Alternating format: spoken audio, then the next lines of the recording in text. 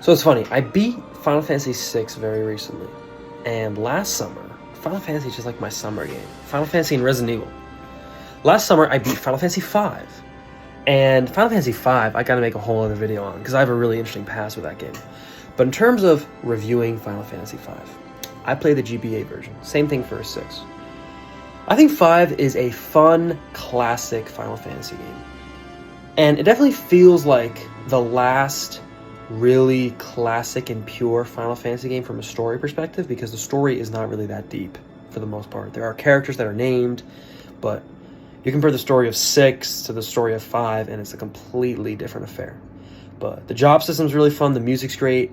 Wasn't really a huge fan of the world. I think the game is just really complicated and difficult if you don't know what you're doing. But also, I've heard from some people, they just break the game in half. So maybe I have a skill issue. But 5 is a great classic Final Fantasy game, and